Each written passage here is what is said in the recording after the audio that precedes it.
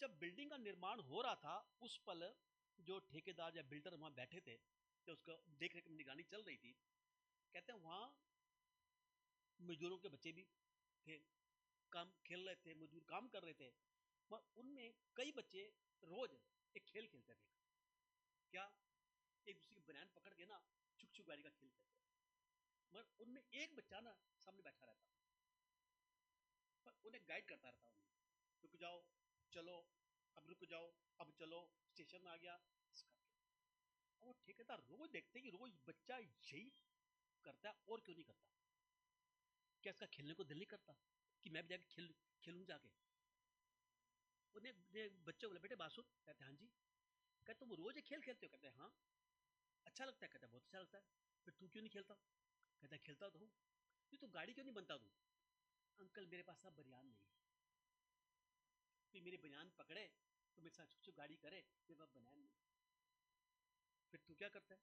मैं गार्ड बनता हूँ, मैं गार्ड बनता हूँ, मैं गार्ड बनता हूँ। मैं कहता हूँ रुको, रुक जाते हैं। मैं कहता हूँ चलो, तो चल पड़ते हैं। अब गाड़ी अच्छी के गार्ड अच्छा। तो कहा बेटे तुझे मैं सलाम करता हूँ, उस चीज के लिए नहीं, तेरे धीरज को देख के मैं सलाम करता हूँ। तू चाहता तो अपने माँ को शिकायत कर सकता था, जबरदस्ती बनियान तुझसे ले सकता था, पर तेरी माँ शायद इस नहीं है कि तेरे को लेके दे, पर तूने हालातों को मद्देनजर रखते हुए तूने धीरज को अपना आधार तूने बना लिया। तुझको धन्यवाद तेरा। क्या इतना धीरज हमारे अंदर है कि आज हमारे पास नहीं है तो हम उन हालातों से हम एडजस्ट कर सकें? हालातों के चलते अगर आप एडजस्ट करोगे तो दुनिया आपको सलाम करेगी, आपको खुदा भी आपके सामने नतमस्तक हो जाएगा। आगे अब बिल्डिंग का निर्माण चल रहा था, बिल्डिंग बन रही थी, कुछ मंजिलें बन चुकी थी। अब ठेकेदार उसको मुआयना करने के लिए बिल्डिंग व बिल्डिंग जा अपना उस फ्लोर पे जाके मुआयना कर था। अब एक जगह 12-13 मंजिल पे जाकर उसने क्या देखा, कुछ गड़बड़ हो रही थी। अब उसने किसी ठेकेदार को बुलाए या किसी मिस्त्री को बुलाए, तो उसने मंजिल ऐसे झांका, ऐसे देख के नीचे काम कर रहे हैं भाई मिस्त्री लगे हुए, मैं उनका मिस्त्री को बुलाता हूँ मैं। उस आवाज़ दी पर आवाज़ पहुंची नहीं। उन्हें क्या किया, एक 5 का सिक्का लेके नीचे फेंक दिया। मिस्त्री ने उठाया, देखा, जमे डाल दिया, फिर काम पे लगे। उसने फिर सिक्का फेंका, मिस्त्री ने फिर उठाया, जेब डाल दिया। कमाल की बात है। उसने फिर 10 का सिक्का फेंका, उसने फिर उठाया, फिर उसने काम करना शुरू कर दिया। मुझे गुस्सा तो आया यार, जो ऊपर देखता नहीं सिक्का कहाँ से, देख तो सही तू। उसने फिर 10 का सिक्का फेंका, उसने फिर रख के जेब में डाला। अब उसने 20 का सिक्का फेंका, उसने फिर उठा के जेब में डाल लिया। अब उसे गुस्सा इतना है, उसने क्या किया, इतना बड़ा पत्थर उठाया, उठा के रख के मारो, देखे अबे कौन है बे, ऐसे करके। कहता मैं, ये हालत हमारी और सबकी है। जब तक खुदा आशीष दे रहा है तो कभी धन्यवाद नहीं करते। जहां दिक्कत आ गई वही, ओ खुदा ये तूने क्या कर दिया, मैं तो पूरा काम कर रहा हूँ, मैं तो प्रार्थना कर रहा हूँ, मैं तो बाइबल पढ़ रहा हूँ, मैं तो तेरे भवन में जा रहा हूँ, मैं सब कुछ कर, मेरे भाई विपदा क्यों आई? अगर आशीष रहते, हम खास तौर पर धन्यवाद करते, तो क्या आज विपदा आती हमें? क्या पत्थर मारता हमें?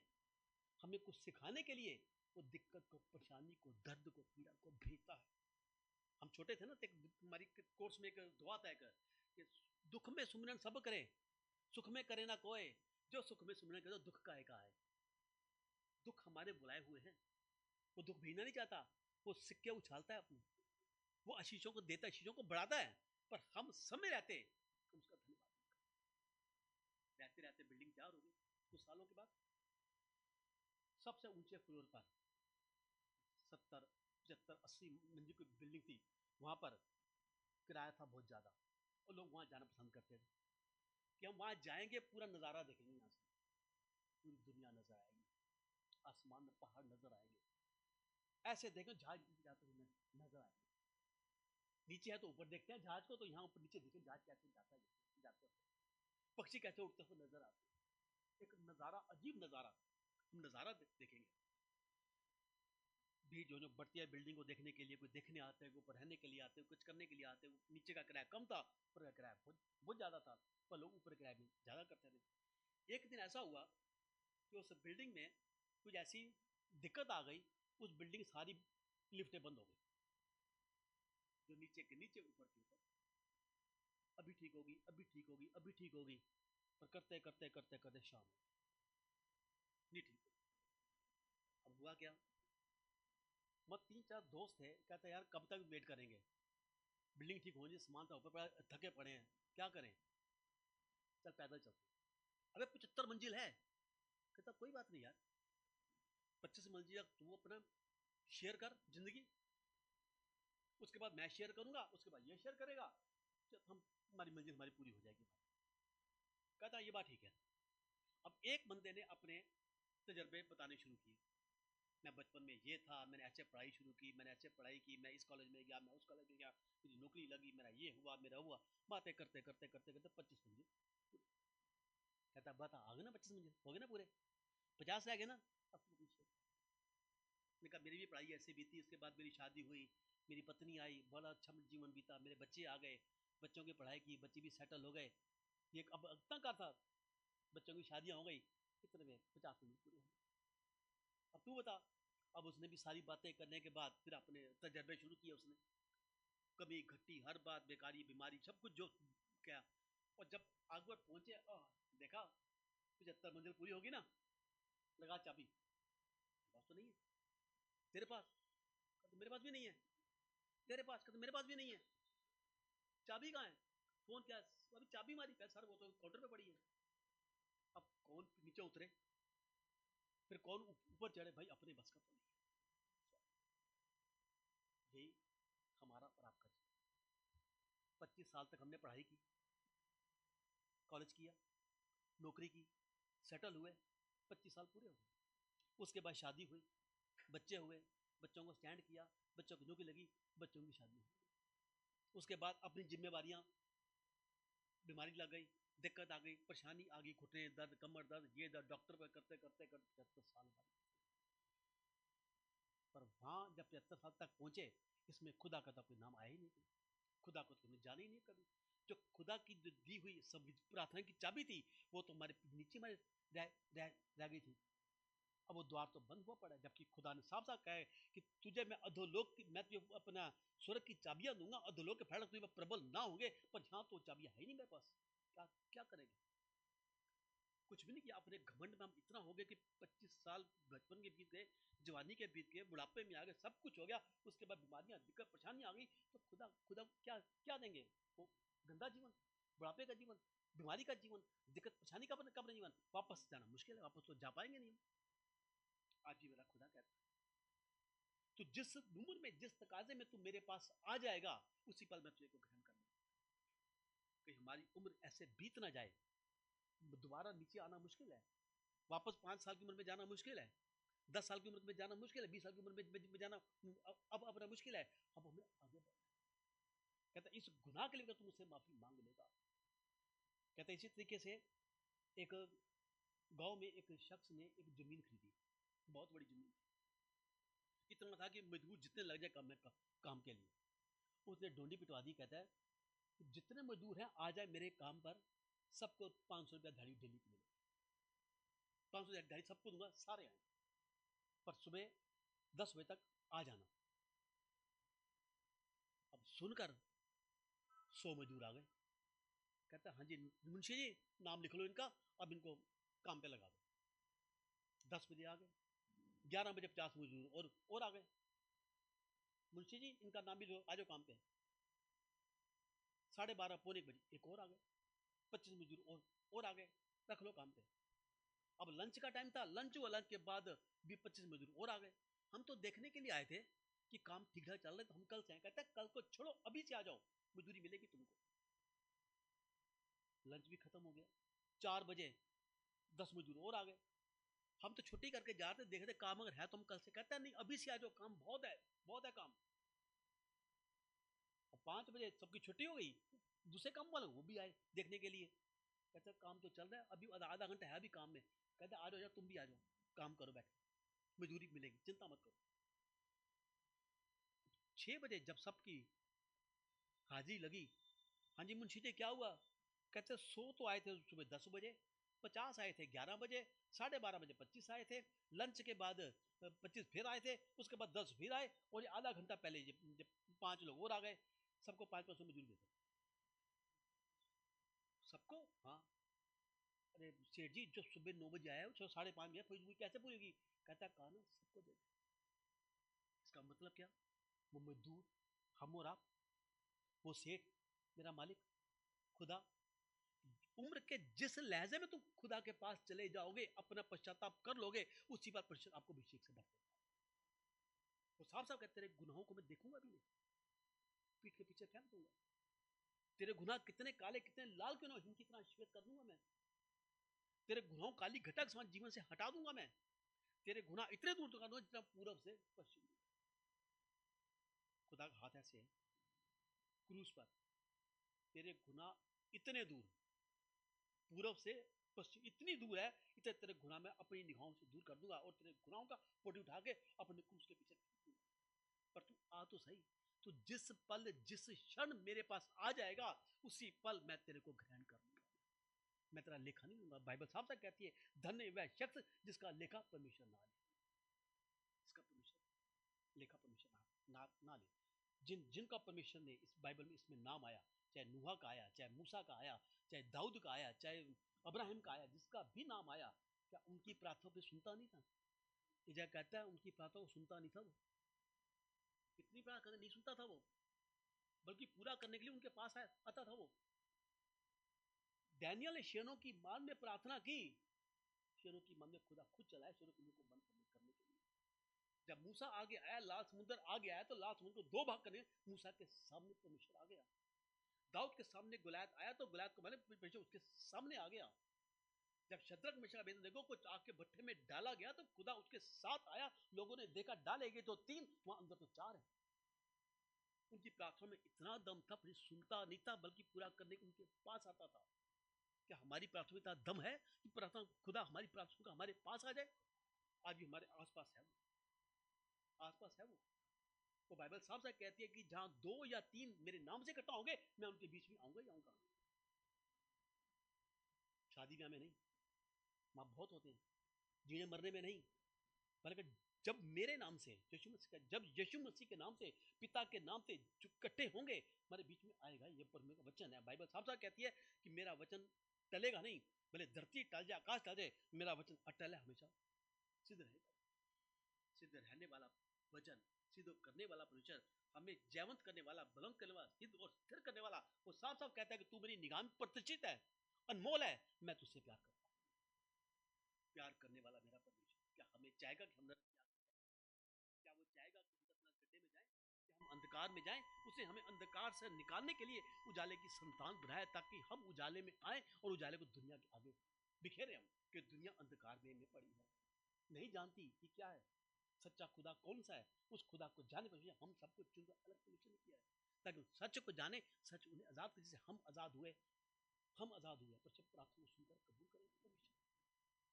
अभी 4 दिन पहले एक बहन का फोन आया, पता नहीं कहाँ से आया, भैया मेरी बेटी के लिए दुआ करो, मेरी बेटी 1.5 साल की हो गई है, वो चल नहीं पा रही है, दुआ करो उसके लिए।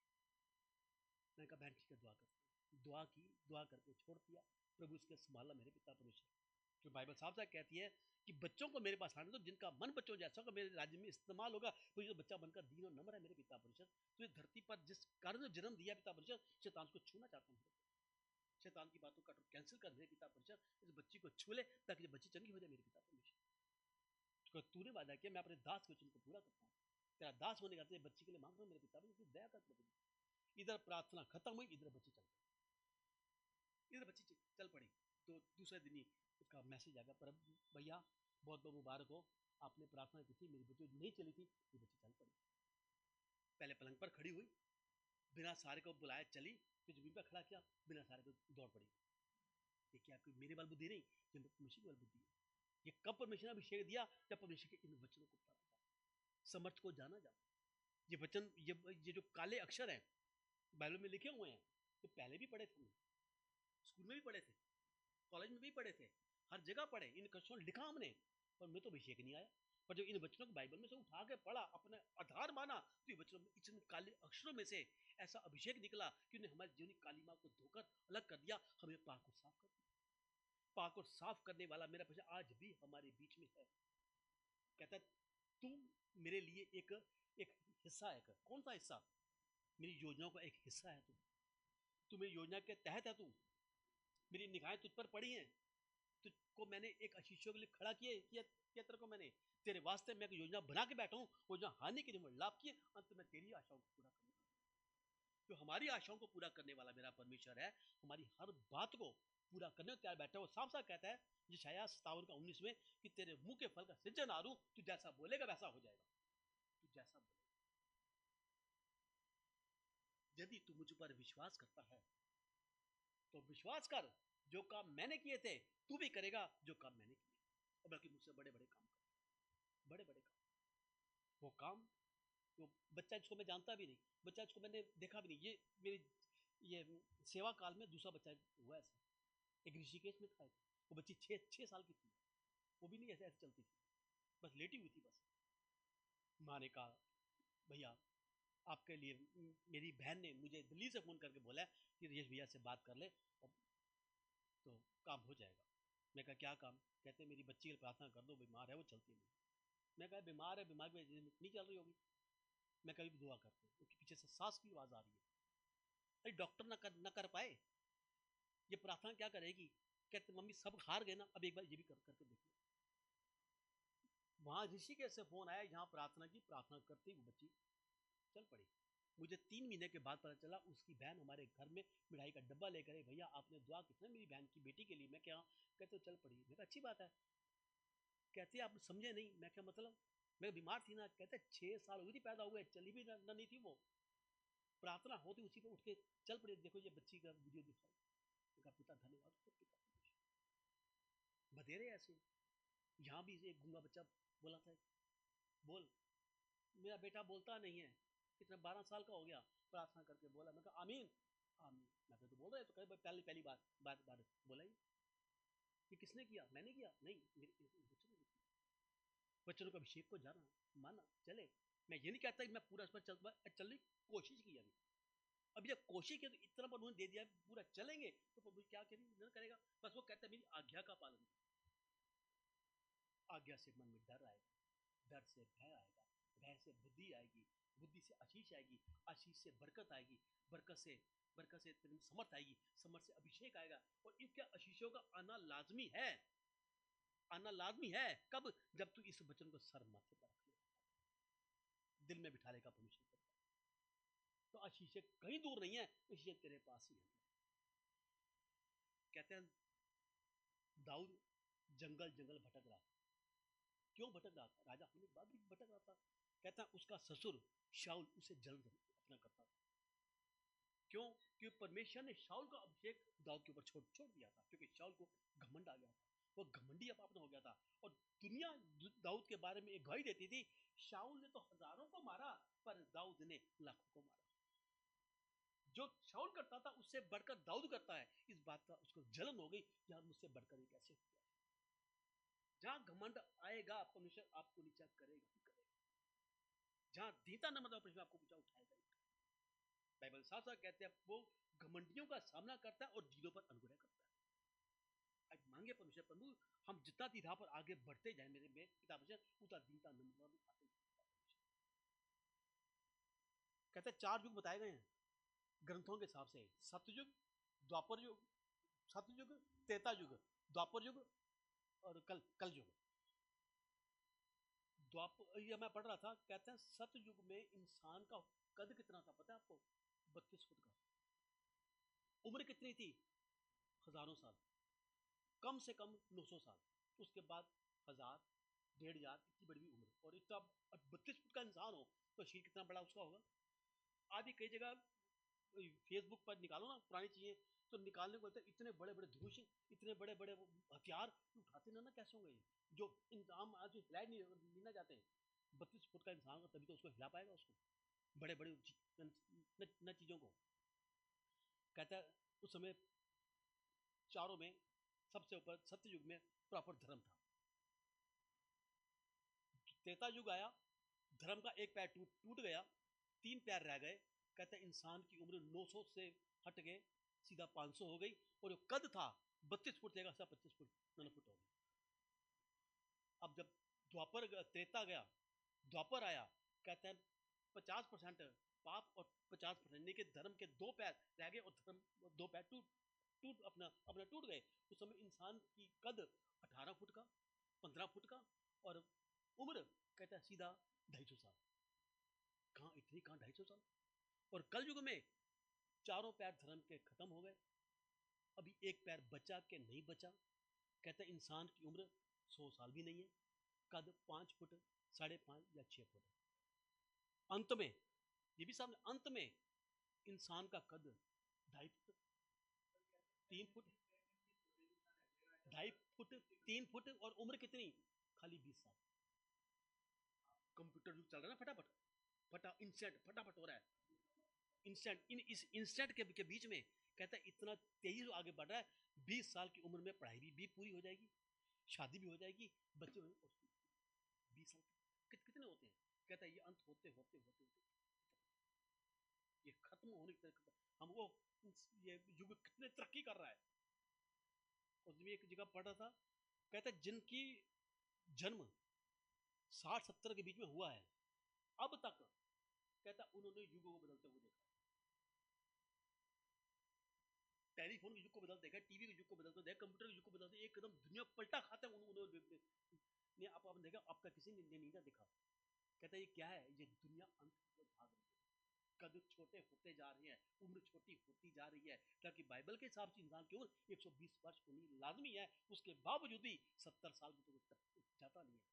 80 साल का हो गया, 90 साल का हो गया, भैया बहुत लंबी उम्र है भैया आपकी तो। 95 साल का जिंदा है वो भैया, लगता है कि जमराज से पट्टा लिए लिखवा गया है, यहाँ तक लोग ना बोल रहे थे। क्यों? अरे जब 120 साल लिखी गई है उम्र इंसान की, 95 साल जिया तो बाकी 25 साल हमारे कहाँ गए, वो क्यों शैतान खा गया। आज मैं खुदा से ही दुआ मांगता हूँ, प्रभु मुझे मेरी उम्र पूरी चाहिए पिता परमेश्वर, और जब तक जीऊं प्रभु लड़खड़ाता हूँ नहीं लहराता हुआ जीऊं पिता परमेश्वर, कोई दुख दर्द डेरे के निकट में आए पिता परमेश्वर। आज मैं किसी यहाँ मादीपुर में गया, यहाँ कोई खड़ा था, मतलब सवाल रहा था, आती है बंदा, अंकल, मैं क्या जी पर्सनैलिटी अच्छी है आपकी, मैं जानता है मेरे को, कहता है नहीं। तो मैं फिर बस आपको देखकर ना बात करने को दिल किया, मैं बहुत अच्छी बात है, आपकी उम्र 50 तो होगी, मैं 62, वाह कौन सी जड़ी बूटी खाते हो, मैं मेरे खुदा का अनुभव है। अच्छा, मैं कहा हाँ, किस खुदा को मानते हो, मैं कहा यीशु मसीह को। क्रिश्चियन हो, मैं कहा हाँ। ओहो, तभी तो करते करते करते लोग, अब मैं आगे आ गया, जब 40 साल का था तो बूढ़ा नजर आता था, अब 62 साल होने बाद ही परमेश्वर अपने खुद ही मैं वाइफ को कह रहा था, मैं कहा जवानी में जवानी को नहीं को जिया नहीं हमने, अब इस उम्र जवानी को जी रहा कहते मैं कह रहा परमेश्वर का अनुभव है। हस्त पूछो स्वर रखने का उसने वादा, होने का बाल पकड़ने तक मैं तेरी सहायता करूंगा, मैं तेरी मदद करूंगा। वो मदद करने वाला मददगार हमारे बीच में हमेशा रहता है। और कहते हैं कुरान शरीफ में यीशु मसीह बड़ा प्यारा नाम दिया हुआ है, क्या नाम दिया है, रहमतुल्लाह। रहमतुल्लाह यानी कि रहमत का तराजू जिसके हाथ में है, वो उस रहमत के तराजू में हर एक को बराबर निगाहों से देखता है। वो हर एक को, हर एक के गुनाह क्षमा करने को तैयार बैठा है। जब हम हमारे बच्चों की हर गलती को पाप को क्षमा कर सकते हैं, करते हैं, तो क्या मेरा जो खुदा ऊपर बैठा है, जिन्हें हमें अपना बेटा बेटी बनाया है, तो क्या हमारे गुनाहों को देखेगा वो। बस कहता है जानबूझकर गुनाह मत करना, अनजाने में हो गए तो कोई बात नहीं, पर जानबूझ के गुनाह करें तो कोई बलिदान बाकी नहीं, और वो काम ना करने पाए जिससे मेरे खुदा की आंखों में आंसू आ जाए। आज यीशु मसीह खुदा के सामने बैठकर हमारी गलतियों को जब देखता है तो एक बात कहता है, यहूदियों ने एक बार मेरे हाथ पर कील ठोके थे, तू रोज रोज मेरे हाथ पर कील, उन्होंने एक बार मुझे सूली पर चढ़ाया था, तू रोज रोज मुझे सूली पर चढ़ाता है। उन्होंने एक बार कांटों का ताज पहना, तू रोज रोज कांटों का ताज पहनाता है। आज मेरे जख्मों में से खून टपकता है तेरी वजह, अपना वजह से। क्या तू मेरे को दुख तेरा कारण बनेगा तू, क्या तू मुझे दुख देगा तू। मैं नहीं चाहता कि तू दुखी हो, तेरे को दिक्कत परेशानी आए, पर तू रोज रोज मुझे दुख देता है, इससे आंसू मेरे बहते हैं। आज मैं फिर भी पिता से कहता हूँ, पिता इन्हें क्षमा कर, ये नहीं जानते कि ये क्या कर रहे हैं। आज ये हमारे गुनाहों को अंदाज कर। मेरी सबसे बड़ी गवाही ये है कि जब मुझे खुदा ने, मुझे पवित्र आत्मा ने दर्शन दिया था, तब मैंने खुदा को बोला था, मैं कहा प्रभु मैं बहुत बड़ा गुनाहगार हूँ, मुझसे बहुत गलतियाँ हुई हैं। कहते क्यों चिंता करते हो, तो मैंने कभी देखा भी नहीं। खुदा की बात क्लियर नहीं सुनी, अपने के सामने कहता हूँ हाथ जोड़कर कहता हूँ मुझसे मैं इस लायक नहीं हूँ कि जो मेरे साथ कर रहा है, पर मैं बहुत बड़ा गुनाह कहते तेरे गुनाहों को बेटे मैंने कभी देखा भी नहीं, तो चिंता मत कर, मैं तुझसे बहुत बड़ा काम लेने जा रहा हूँ, बहुत बड़ा दिखाऊं तेरे को। हाथों पे हाथ रखा, एकदम एक बहुत बड़ा नज़ारा, बहुत बड़ा पुल पे दिखाया मेरे को, यहाँ मैं तेरा इस्तेमाल करके जा रहा हूँ, बस समय का इंतजार कर, समय अब बहुत नजदीक है। मैं इतना किया एकदम, प्रभु ये क्या हो, परमेश्वर बात करने वाला परमेश्वर, आगे बढ़ाने वाला परमेश्वर, पर परमेश्वर की मर्जी में परमेश्वर जो चाहे मुझे मंजूर है मेरे पिता परमेश्वर, पर अनुग्रह में हाथ तेरे बनाए रखना, और वो भी कहता है कि मेरे अनुग्रह में हाथ के नीचे बने रहना, सही समय आने पर तेरे को मैं खड़ा करूँ, मैं जल्दबाजी बस मत कर, जहाँ जल्दबाजी करोगे वहाँ शैतान का काम है, उसके बाद मेरी गारंटी नहीं है, साता कहता है उसके बाद निर्णय तेरा है, गारंटी मेरी मेरी नहीं है, क्योंकि तूने निर्णय लिया है अनुग्रह की छाँव से निकलकर शैतान की बातों में आने वाला, वो शैतान की बातें मेरे वास्ते ना हो, अनुग्रह की छाँव में बना रहूँ, और उनका मेरे हाथ हमेशा बनाए रखना, कृपा करना मेरे पिता शीति ब्रियांदा डाला रबा शखम डाला तारिया रबा कारी तो रबा हुरा रबा सम धारा रबा शखम डाला री बाबा का शीति ब्रियांदा डाला, प्रभु तेरी स्तुति तेरी महिमा, आप बड़े हम कटे मेरे पिता, आज एक एक अपने अनुग्रह हाथ के नीचे ले ले मेरे पिता, एक एक बार अनुग्रह हाथ रख मेरे पिता परमेश्वर, ताकि कोई जल्दबाजी करने ना पाए मेरे पिता परमेश्वर, और तेरे रहमत हाथ के नीचे बना रहे मेरे पिता परमेश्वर। हम जानते हैं जल्दबाजी, घमंड, लालच, क्रोध, द्वेष, दोष, ये सब शैतान की चाल है मेरे पिता, ये शैतान के तीर लगातार चल रहे मेरे पिता परमेश्वर, पर प्रभु तेरी रहमत के तंबू में जब हम कवर है मेरे पिता परमेश्वर, जो आपने वादा किया है अय्यूब 1:10 के अनुसार, देख सुरक्षा का बड़ा तेरे चांस में मैंने बांध दिया है, तेरे अब दाएं और 10,000 गिरेंगे, तेरा बाल बांकन होगा, प्रभु उस तंबू में हमें कैद रखना मेरे पिता, कवर रखना मेरे पिता परमेश्वर, ताकि मुझे सेफ रहे मेरे प्रभु जी, अनुग्रह करना, कृपा करना प्रभु जी, अब तक आपने संभाला है, आगे भी आप संभालेंगे पिता, मैं धन्यवाद करता हूँ, तेरी आशीष को, तेरी बरकत को चाहता हूँ, उनका दृष्टि बनाए रखना, कृपा करना, आदर भी आपको देता हूँ, आप दयालु हैं, दया के सागर, प्रार्थना को सुनने वाले परमेश्वर में पिता, मैं धन्यवाद करता हूँ, हर एक के घर में जो दिक्कत है, परेशानी है, दर्द है, पीड़ा है, उनको दूर करे मेरे पिता बच्चों, बीमारियों से चंगाई दे पिता, मैं खास तौर पर प्रार्थना करते हैं उन बच्चों के लिए जिनके एग्जाम चल रहे हैं प्रभु, चाहे वो 8वीं के हैं, चाहे 10वीं के हैं, चाहे 12वीं के हैं, चाहे वो कॉलेज की पढ़ाई किया मेरे पिता परमेश्वर, प्रभु लिखने वाले उनके हाथों में जो बच्चे भूल भी जाते नहीं याद करना, जो याद कर वही एग्जाम में आने पाए मेरे प्रभु जी, इन पर दया करना, कृपा करना मेरे पिता परमेश्वर, उस एग्जामिनेशन हॉल को, उस सीट को, एग्जामिनर को भी तेरे लोगों में कवर करते हैं मेरे पिता परमेश्वर, ताकि इन्हें खुले दिल से मार्क्स देने वाला मेरे पिता परमेश्वर, बच्चों की पूरे साल की मेहनत है पिता परमेश्वर, वो मेहनत ना गवारा ना गुजरे मेरे मेरे पिता परमेश्वर, बल्कि बच्चों की मेहनत पर उन्हें उत्तम फल मिले पाए पिता परमेश्वर, प्रभु उनके साल की मेहनत पर जो की खुशियां बरकरार हैं पिता परमेश्वर, बच्चों की खुशियों उनके माँ बाप खुशियां शामिल है मेरे पिता परमेश्वर, उन खुशियों को बरकरार करने वाले आप मेरे पिता परमेश्वर, इन पर दया करना, कृपा करना, उनकी साल की मेहनत पर मिलने पाए पिता परमेश्वर, और अगली क्लास में जाकर अच्छे तरीके से पढ़ाई करने वाले बने पिता परमेश्वर, अच्छे सिलेक्ट में मिले मेरे प्रभु जी, उनका दृष्टि बनाए रखना, कृपा करना प्रभु, जिनके कारोबार में कोई दिक्कत है, परेशानी है, कोई ऐसी जो रुकावटें मेरे पिता मुझे, अब ये कारोबार के नए द्वार खोल मेरे पिता, जिनकी नौकरियां नहीं है उनकी नौकरियों के रास्ते खोल मेरे पिता, उन पर दया कर, कृपा कर मेरे पिता परमेश्वर, प्रभु हर पति पत्नी जीवन में एक आशीष, एक बरकत आए मेरे पिता परमेश्वर, ताकि इनका प्यार उछाल मजबूत हो मेरे प्रभु जी, उनका दृष्टि बनाए रखना, कृपा करना मेरे पिता परमेश्वर, उन पर कर्जे हैं वो कर्जे उतरने पाए मेरे पिता परमेश्वर, दर्द पीड़े खत्म होने पाए मेरे पिता परमेश्वर, तेरी रहमत के आगे पिता परमेश्वर इनके घुटने टिक जाए मेरे पिता परमेश्वर, इनके वो रास्ते साफ हो जाए जिन रास्तों पर चलना चाहते हैं मेरे प्रभु, इन सबके कदमों को मुबारक करना, हाथों को आशीष करना, जबान आवाज को ब्लेस करना मेरे पिता परमेश्वर, ताकि इनके द्वारा कोई ठोकर ना खाए, बल्कि सबके लिए कारण बनने पाए प्रभु, उनका दृष्टि बनाए रखना, कृपा करना, आदर महिमा आपको देते हुए यीशु मसीह के समस्त नाम से दुआ को मांगते हैं पिता, सुनिए कबूल करें, आमीन, आमीन, आमीन, हालेलुया, प्रभु आपका आशीष दे, आशीष से ग्रहण करें, अब हमारे खुदा यीशु का फजल, खुदा बाप की मोहब्बत, पाक रूह की ताकत और शराकत हम सब विश्वासियों के साथ, यहाँ बैठे एक एक जन के साथ, उनके मिलने जुलने वालों के साथ, उनके घराने वालों के साथ, अब से लेकर यीशु मसीह के दोबारा आगमन तक हमेशा हमेशा के लिए सबके साथ बनी रहे, यीशु मसीह के नाम